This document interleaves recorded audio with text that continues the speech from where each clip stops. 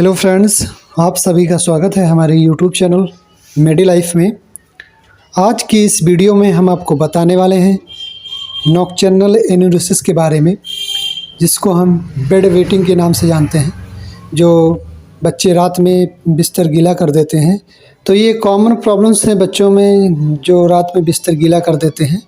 तो इसके लिए हम आपको एक होम्योपैथी मेडिसिन के बारे में बताएंगे, जिससे आपके जो बच्चे की प्रॉब्लम्स है, जो नॉक्टर्नल एनुरेसिस है, वो क्योर हो जाएगी, परमानेंटली इसका इलाज हो जाएगा। तो इसके बारे में हम आपको डिटेल में बताने वाले हैं, तो वीडियो को शुरू से आखिर तक ज़रूर देखें। तो चलिए शुरू करते हैं।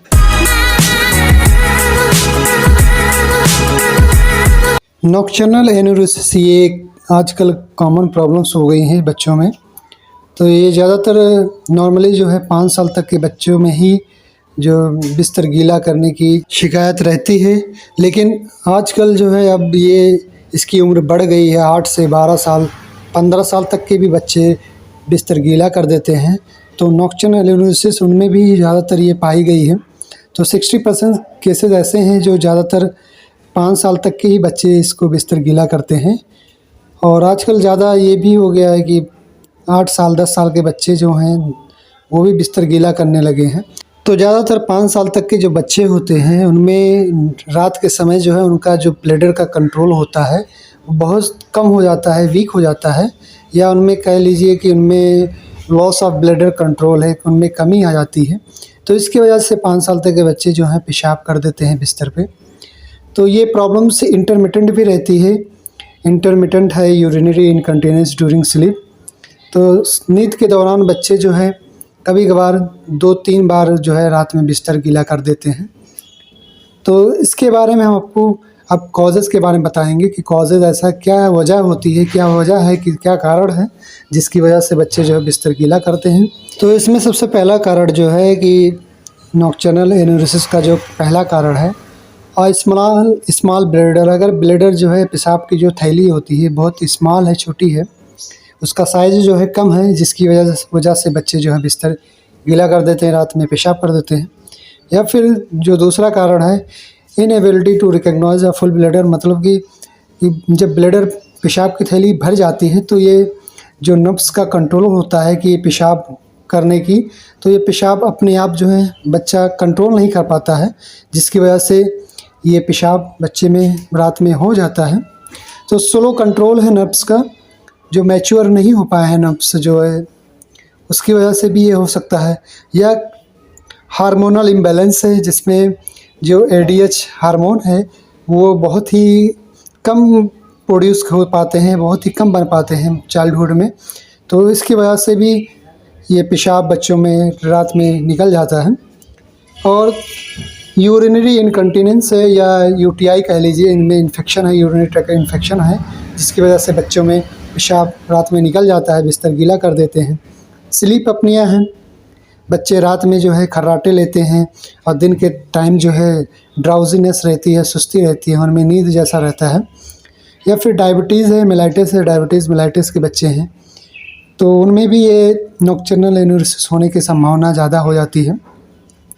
या बच्चों में क्रॉनिक कॉन्स्टिपेशन है, लंबे समय से कब्जियत रहती है, 2-2, 3-3 दिन, 4-4 दिन बच्चे स्टूल पास नहीं करते हैं। तो नॉर्मली जो नब्ज़ का कंट्रोल होता है, यूरिन और स्टूल का दोनों जो नब्ज़ का कंट्रोल है एक ही में होता है।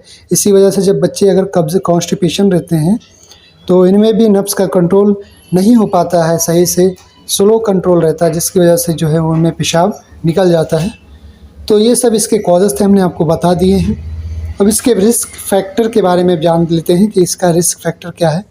तो सबसे पहला कारण ये हो सकता है, रिस्क हो सकता है कि अगर बच्चे किसी स्ट्रेस में है या एंजाइटी है, किसी चीज़ को लेकर चिंता है, घबराहट है, या बच्चे माँ बाप से डर जाते हैं। बच्चे माँ बाप से जो है इसलिए डरते हैं कि माँ बाप डांट देते हैं, उनको डराते हैं या फिर उनको मारने पीटने लगते हैं, उसकी वजह से पेशाब निकल जाता है। या फैमिली हिस्ट्री है बच्चे में, बहुत से बच्चे उनके जो हैं पेशाब बार बार बिस्तर गीला कर देते थे, तो फैमिली हिस्ट्री होने की वजह से। या फिर ADHD है, ज़्यादातर बच्चों में ये पाई जाती है, मोर कॉमन इन चिल्ड्रन। तो बहुत ज़्यादा ये बच्चों में कॉमन हो गया है। ADHD की वजह से भी ये इसका रिस्क फैक्टर है कि यूरिनरी इनकंटिनेंस जो है नॉक्टर्नल एनालिसिस हो जाने की संभावना बहुत ज़्यादा बढ़ जाती है। तो ADHD में ये प्रॉब्लम ज़्यादा होती है। तो इसके बारे में हम आपको अब होम्योपैथिक ट्रीटमेंट के बारे में बताते हैं कि होम्योपैथिक जो मेडिसिन हमारी है, तो पहली जो मेडिसिन हमारी है इक्विसेटम हाइमेल। ये इक्विसेटम हाइमेल हमारी मदर टिंचर में है। ये उन लोगों के लिए सूटेबल है जिनमें नॉक्टर्नल एनालिसिस बनी रहती है, 10 साल 12 साल के हो गए हैं तब भी पेशाब बिस्तर पे कर देते हैं रात में। तो इसको जो है आप इक्विसेटम हाइमेल आप नोट कर लीजिए, मदर टीचर में आती है। इसको आप बच्चों को जो है 10 बूंद पिलाइए, सुबह शाम 10-10 बूंद पिलाइए इस दवा को। इससे आपके बच्चे की जो नॉक्टर्नल एनालिसिस है ये परमानेंटली क्योर हो जाएगा। इससे आपकी तकलीफ़ जो बच्चे की दूर हो जाएगी। तो इस वीडियो में हमने आपको बता दिया है कि नॉक्टर्नल एनालिसिस जो बेड वेटिंग है, ये जो कॉमन प्रॉब्लम्स है ये आजकल ज़्यादा हो गई हैं। तो इसके बारे में हमने आपको डिटेल में बताया है। तो आज के लिए इतना ही, फिर मिलेंगे अगली वीडियो में। तब तक के लिए अपना ख्याल रखें। Thanks for watching.